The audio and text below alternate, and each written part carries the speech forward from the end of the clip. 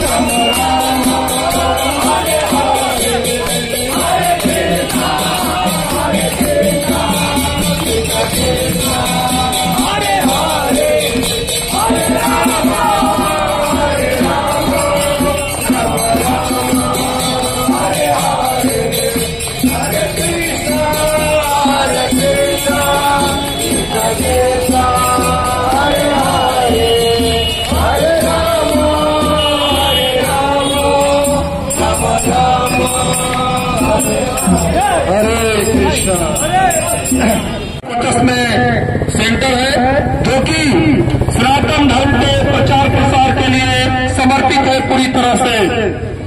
हम सब जितने हिंदू या सनातनी हैं, एक्चुअली हम सब वास्तव में सनातनी ही हैं, तो हम सब जितने भी सनातनी भाई बहन हैं, हम सबको एक